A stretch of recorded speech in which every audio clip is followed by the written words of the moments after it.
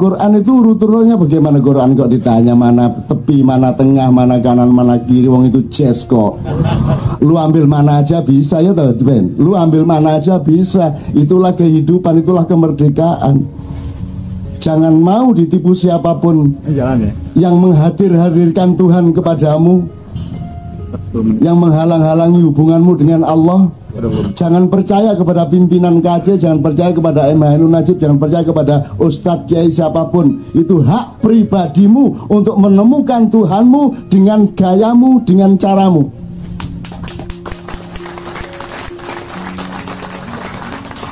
Ya tapi kan harus sholat, ya itu kan cuman bentuk cinta lah. Khusyuk itu emang bagaimana yang disebut khusyuk itu? Sholat khusyuk itu apa harus ini?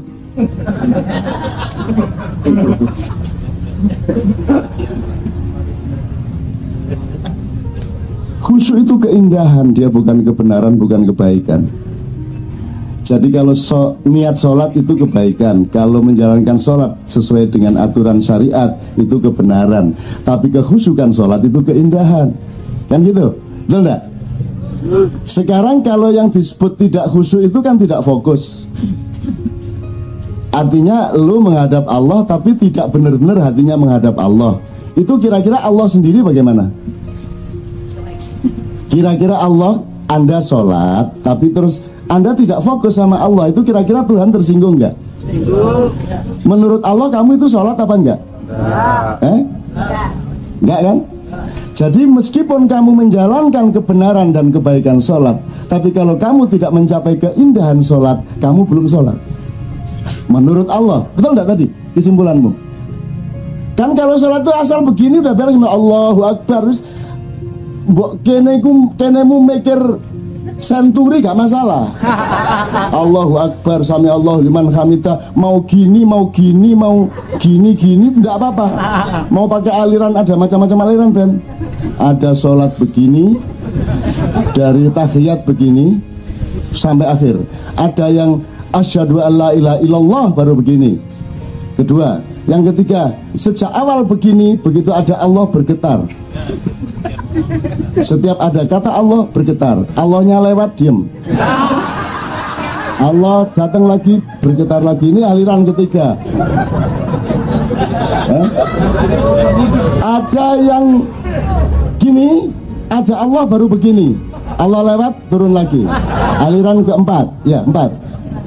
Aliran kelima, begini sejak awal dan bergetar terus. Ada Allah atau tidak? Ini aliran kelima. Aliran keenam, tidak begini dari awal sampai akhir tahiyat. Dan ini yang paling benar, karena dia nggak punya jari-jari.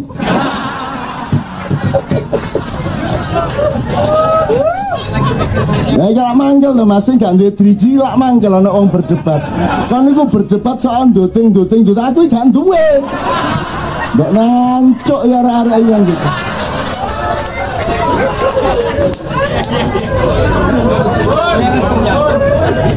Hebatnya orang-orang yang punya jari-jari memperdebatkan bagaimana jari harus menuting dan bergerak. Tidak ada satupun yang memikirkan sahabatnya yang tidak punya jari-jari. Jadi aku berpihak kepada yang tidak nuting karena tidak punya jari-jari, karena dia yang mazlum, kan begitu kan. Nah, jadi terserah kamu mau pakai aliran yang mana. Wong itu bukan agama, itu mazhab kok. Ada yang Allahu Akbar ngene ya ono Mas kadek ngene. Kalau yang gambarnya Paus Benedictus men Allahu Akbar tapi sing kiwa sing ndek ngarep. Sak karepmu. Ono sing ndek kene, ono sing ndek kene, ono sing ndek kene. Allahu Akbar. Sing dicekel gendalune ini. Ayo monggo. Itu sub madhab kok. Terserah yang mana, asal kamu tahu nasnya, kamu tahu rujukannya, kamu tahu asal usul filsafat hukumnya dan data-data dari perintahnya, kan begitu. Terserah. Tapi pokoknya asal kamu lakukan dari takbiratul ihram sampai tahiyat sampai salam, itu berarti kamu sudah benar. Terserah pikiranmu kemana. Ngantuk pun tidak apa-apa. Yang penting badannya sudah disetel. Meskipun tertidur tapi tetap aja bisa gini, bisa kan, Bisa itu. Pokoknya tidur, tapi pokoknya sudah disetel, dihipnotis dirinya. Pokoknya Allahu Akbar. Gitu. Asal sudah begitu, kamu sudah benar sholatnya. Dan karena kamu niat baik sholatnya, maka kamu sudah menjalankan kebaikan. Tapi kalau kamu belum khusyuk, kamu belum mencapai keindahan, ternyata sholatmu belum sholat menurut logika mengenai Allah tadi. Itu kan sama dengan saya salaman sama Iwan, tapi saya tidak melihat wajah Iwan. Itu kan dia tersinggung. Betul nggak? Betul nggak? Tersinggung. Saya menyambut setiap orang yang salaman dengan saya dengan penuh perhatian dan kasih sayang. Gitu loh. Karena saya fokus ke dia, karena dia fokus ke saya. Kalau dia salaman ke saya sambil noleh-noleh ini, nek pas hatiku gak enak ya langsung tak tutuk dia semua. Enggak semua salaman gak ngawang aku taek ngono kan gitu. Jadi ternyata Ben, selama ini dalam peradaban dan kebudayaan dan manajemen Islam, keindahan itu masih dijadikan aksesori. Dia masih dijadikan dimensi sekunder, betul kan? Disangka keindahan tidak penting kan? Padahal ternyata keindahan merupakan syarat tercapainya kebenaran dan kebaikan. Menurut ini tadi, kalau Anda tidak mencapai keindahan sholat, maka kebenaran sholatmu bisa batal. Karena yang namanya khusyuk itu benar-benar ekspresi khusyuknya bisa beda-beda. Wong sekarang gini, kalau di Indonesia ada orang ngaji kan tidak boleh tepuk tangan. Paling bol Allah gitu toh. Coba kamu buka YouTube itu, kamu cari ngaji di Iran, di Mesir, di mana-mana itu, nganggo yel barang. Bismillahirrahmanirrahim. Iqra. Wah.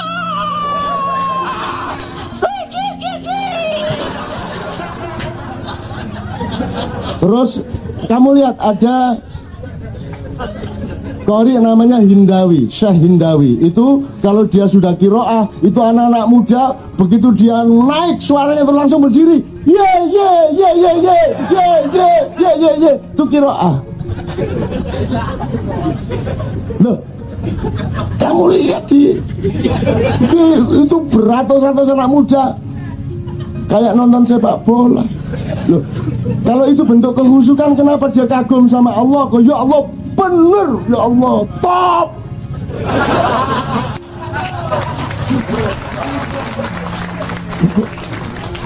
Yang tua-tua sopan. Bismillahirrahmanirrahim. Masya Allah. Allah. Hayyaka. Sing tuwek. Itu kan ekspresi genre 60-an, genre 80-an ke atas ini mulai bener top iki. Emang harus bahasa Arab untuk membenarkan Quran? Ojo terus direkayasa. Dulu di KC awal Allah itu terkenal sebagai Jos.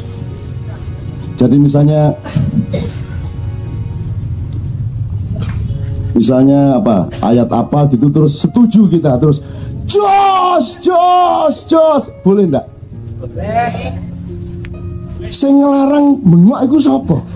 Ayate ndek endi? Sing ngarani nek kon bengok terus Gusti Allah grebeken iku sapa? Masa Gusti Allah iso grebeken kupinge? Terus Gusti Allah duwe kuping loro ngono ta ya apa? Bahwa kita punya kesepakatan sopan santun dalam komunitas jamaah kita, ayo. Tapi kalau ada orang punya ekspresi seperti itu, ya ndak apa-apa, monggo. Engko nek nemen kan dikaploki wong yo ki wonten ngene dhewe kok repot.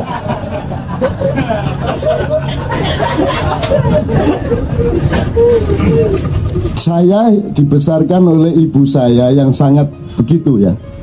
Ibu saya, jadi di desa saya itu belum pernah ada bupati bikin acara atau ustadz bikin pengajian di desa saya. Karena kapok sama ibu saya.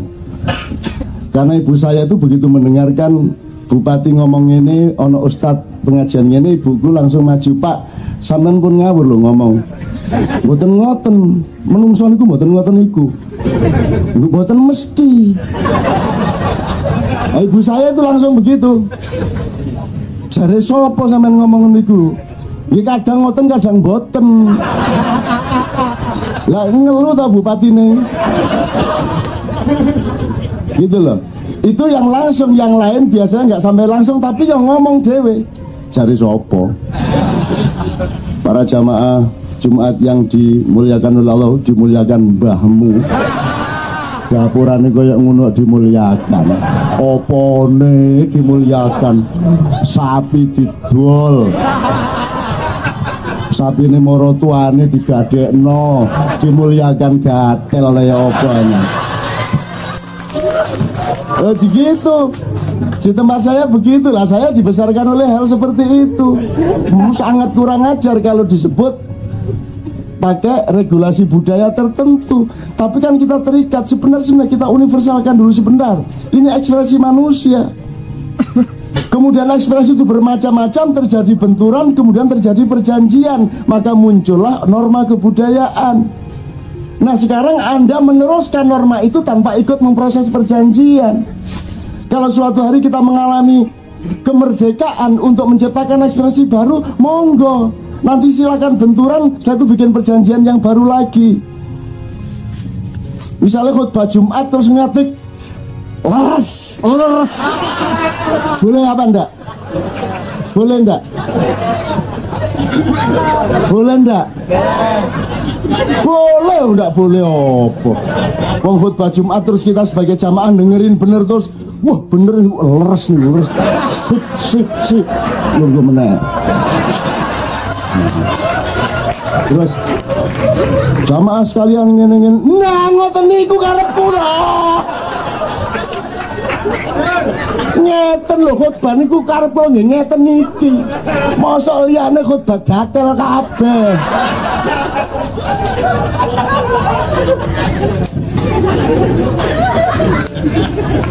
Ini bukan ajaran saya, Pak. Ini menunjukkan kepada Anda harus menghitung ulang kebenaran-kebenaran yang Anda kenal. Kadang-kadang yang Anda kenali sebagai agama itu tafsir agama. Norma yang ditafsirkan bukan agama. Agamanya itu ketela. Yang Anda kenal itu adalah geduk. Geduk bukan tela. Yang Anda kenal itu mebel, meja, kursi, bukan pohon. Kamu harus temukan pohonnya supaya kamu bisa paham bahwa pohon itu bisa menjadi kursi, bisa menjadi meja. Enggak, sekarang ustadz-ustadz datang memperkenalkan geduk sebagai ketela, memperkenalkan kursi sebagai pohon. Jadi Allah didegradasikan, Allah direduksi, Allah dimutilasi. Maka terjadilah pembunuhan terhadap mutilasi di Diwan. Saya kira besok pagi masih ada itu pembunuhan mutilasi. Terus nek lu terus takon mutilasi ku arek endi ya?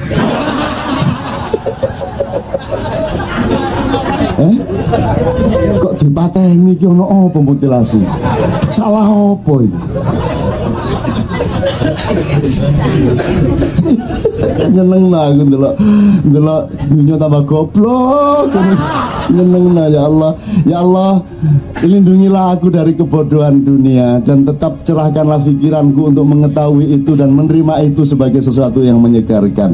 Jangan sampai kebodohan dan apapun saja itu menghancurkan pikiranku, karena Engkau selalu berkata, ya Allah, afala ta'qilun, afala tatafakkarun. Engkau tidak pernah menantang kepadaku, afala tas'urun. Apakah engkau merasakan? Tidak pernah Allah mengatakan begitu, tapi Allah selalu mengatakan, apakah engkau berpikir? Apakah engkau menggunakan akalmu? Kan begitu. Jadi tolong teman-teman sekalian, mulai sekarang betul-betul dimengerti fungsi ini, yang fungsi. Jadi ada bedanya otak sama pikiran sama akal. Nanti kapan-kapan dipelajari ya. Ono bedane. Bahasa Indonesia ini ngawur pol wis. Tapi lebih ngawur bahasa Inggris. Bahasa Inggris itu mengajari kita untuk terbiasa tidak setia. Itu bahasa Inggris. Terus gak apa-apa lah. Misalnya huruf ngene iki apa? Bahasa Inggris? Why? Kayak ono E karo S macane? Lho kok yes? Wong tadi kan bilangnya why. Why yes? Tadi bilangnya why. Kan huruf itu dasar bunyi. Katanya why ditambah E S kudune wes. Kalau kok yes, ya napa garap sampean?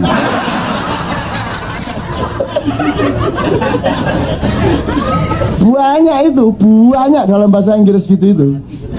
Huruf itu kan dasar bunyi toh. Nek Arab alif ba ta meskipun bunyinya a ba ta fa. Kalau bahasa Inggris kan E B C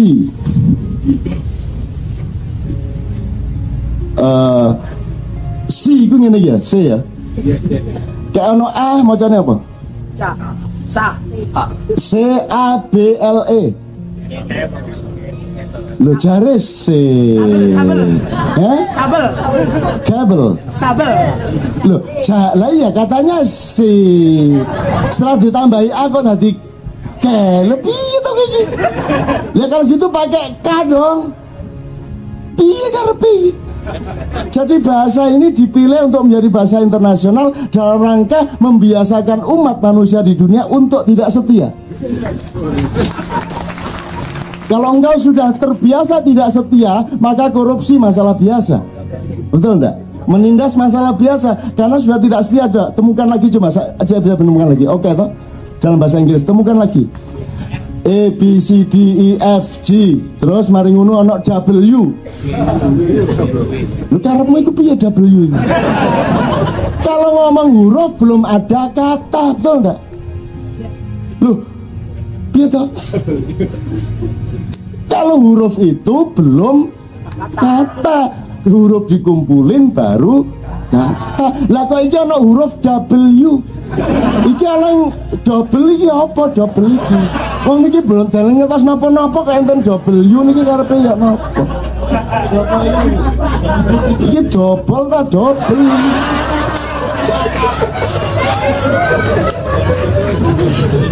Gitu. Ini goda-goda aja. Saya goda-goda Anda semua supaya Anda tidak beku. Kalau pikiranmu beku, gampang sakit, gampang turun daya tahan tubuhmu. Tapi kalau engkau fresh seperti ini, sehat walafiat. Pakai hijab makin sehat, makin cantas suaranya, makin jesi, makin subur rahimnya, dan makin mumbul-mumbul nek ngomong.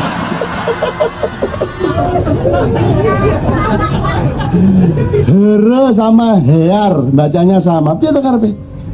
Itu kan sangat sederhana toh. Kalau here itu ya H I E R, here. Gimana sih? Yang satu nulis here, macane? Yang satu nulis hear, macane? Piye to iki?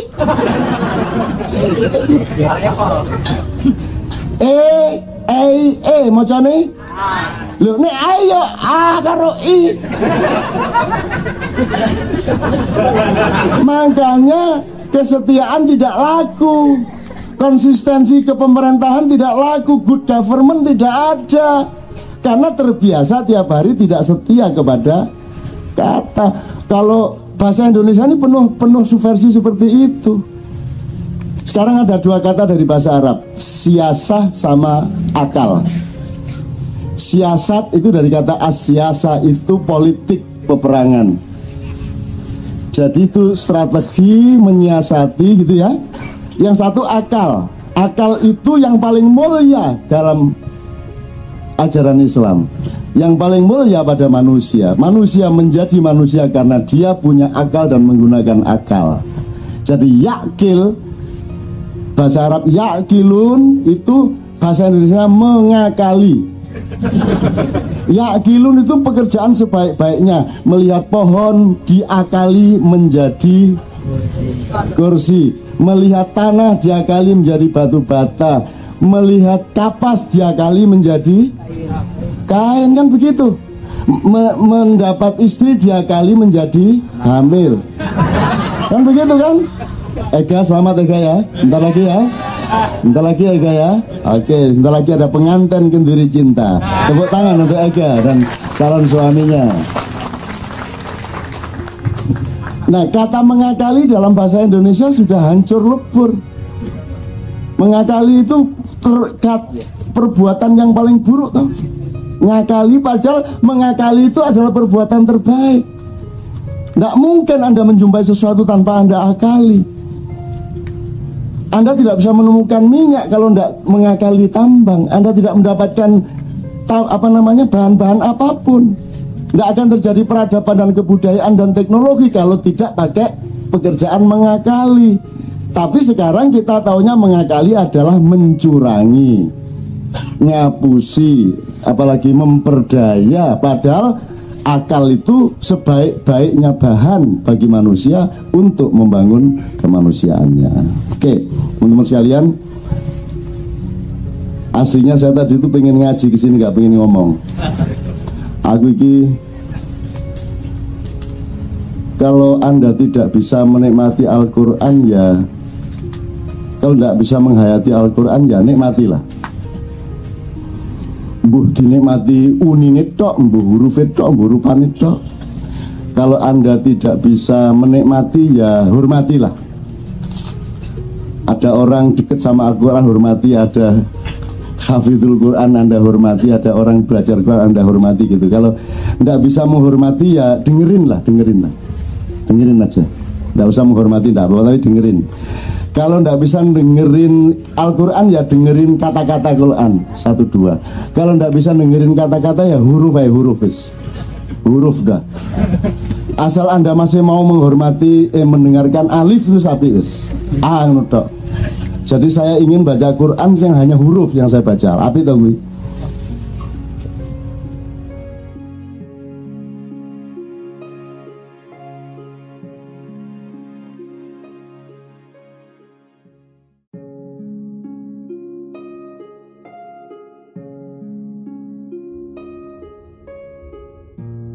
Assalamualaikum warahmatullahi wabarakatuh. Temukan Tuhan dengan gaya dan caramu sendiri. Takkid adalah pandangan bahwa hidup adalah membayar hutang kepada Tuhan, merasa bersalah kepada alam dan manusia, serta sadar gagal sebagai khalifah Allah. Mungkin ia semacam atau sejenis manusia ekstrim. Tuhan meneguhkan bahwa Muhammad adalah dutanya, dan barang siapa bersamanya, bersikap tegaslah kepada para pengingkar Allah, dan berlaku penuh kasih sayanglah sesama orang beriman. Asyidda'u alal kufar, ruhammau bainahum. Memang semua pemikiran dan pernyataannya terhadap kebatilan manusia, kezaliman negara, keserakahan para penguasa, atau kecurangan dan ketidakadilan para pengelola kekuasaan sangat tegas, keras, tajam, bahkan sering ekstrim. Tetapi ia tidak pernah melakukan sesuatu yang keras atau perlawanan yang frontal kepada pelaku kekufuran setingkat apapun. Memang ada selentang-selenting keberadaan dan perang rahasianya pada sejumlah peristiwa elit nasional, termasuk turunnya seorang kepala negara dan naiknya kepala negara yang lain. Tetapi ia melakukannya justru ruhamma, dengan kelembutan dan kasih sayang, padahal kepala negara yang dilembutinya itu terkenal sangat menakutkan selama berpuluh-puluh tahun. Sangat kuat, gagah, sakti dan serba kokoh kuda-kuda kekuasaan maupun kaki tangan penyangganya. Beberapa tahun terakhir ini sebagian entah besar entah kecil, dari bangsa Indonesia semakin gagah berani melakukan tingkat kejahatan dan kadar kekejaman yang untuk saya yang sudah tua sangat mengerikan. Tetapi kami punya reserve berpikir bahwa bagi yang melakukannya bukanlah kejahatan atau kekejaman. Sehingga sebagai orang tua yang berhati lemah, kami selalu menyiapkan kubangan khusus di dalam hati untuk menampung ungkapan-ungkapan yang gagah perkasa tersebut. Misalnya, seseorang bisa menuduh lainnya anti Pancasila sambil menghina orang yang dituduhnya. Dan di dalam penghinaan itu terkandung juga penghinaan-penghinaan lainnya. Misalnya kepada agama tertentu, nabi, Tuhan, suku, bahkan golongan. Kalau menyelami kebusukan hati manusia sampai seperti itu, tidak kaget ada kelitih di Yogya, di mana anak-anak muda tiba-tiba membacok leher orang yang lewat pakai motor tanpa alasan apapun. Tidak heran wakil rakyat dan pejabat melakukan kadar korupsi yang pejabat-pejabat Fir'aun pun tak berani melakukannya. Atau begitu banyak wujud kelalaian, kemunafikan dan dusta transparan. Kalau bayi yang kita gendong tiba-tiba kencing, bahkan BAB, sehingga mengotori pakaian kita, ada setidaknya 2 fakta yang terjadi. Pertama, kita tidak menyimpulkan bahwa bayi itu bersalah, sehingga tak akan kita tabok, campakkan atau santet. Kedua, bagi si bayi kita tidak ada, bayi belum manusia lengkap. Susunan saraf kesadaran di otaknya belum mencukupi untuk menyerap informasi secara utuh, atau untuk menjadi alat kesadaran tentang keberadaan kita. Bagi si bayi yang kita gendong, kita mungkin sedikit dan sekilas ada, tetapi hanya sosok yang abstrak, hanya sentuhan sedikit pada mesin naluri dan perasaannya. Kita belum ada di dalam kesadarannya. Demikian pun posisi Tuhan pada dan di Indonesia, meskipun sudah resmi konstitusional dicantumkan Tuhan Yang Maha Esa, tetapi pada manusia Indonesia, terutama pemerintahannya, keberadaan Tuhan itu masih sebatas sosok goib di permukaan instingnya. Umumnya rakyat Indonesia mengenali keberadaan Tuhan secara samar-samar. Meskipun mereka berposisi sangka baik, memiliki naluri untuk menghormati Tuhan,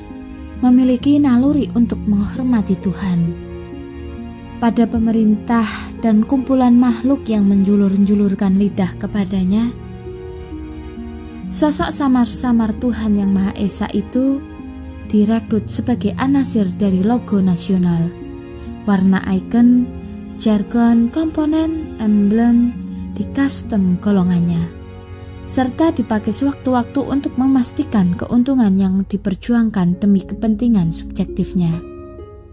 Tuhan Yang Maha Esa tidak pernah benar-benar bisa ditemukan di perilaku bayi-bayi nasionalisme, bayi polis pemerintahan, bayi perilaku pejabat-pejabat, bayi undang-undang dan peraturan itu, bayi keputusan sini dan ketetapan sana. Tuhan tidak tampak perannya di mekanisme perpolitikan nasional, bahkan tidak sungguh-sungguh ada di Bhinneka Tunggal Ika dan Pancasila. Yang muncul hanya simbolisme ikoniknya. Kalau bicara substansi, kalau paham lipatan logika dan tikungan dialektika, seluruh perilaku elit nasional sekarang ini, kalau ditekstualisasikan, mengandung kalimat apa Tuhan ada, atau lebih advance, halah toh Tuhan tidak ada, toh kecurangan, kebohongan, manipulasi, korupsi, kemunafikan tidak pernah terbukti mendapat balasan langsung dari Tuhan.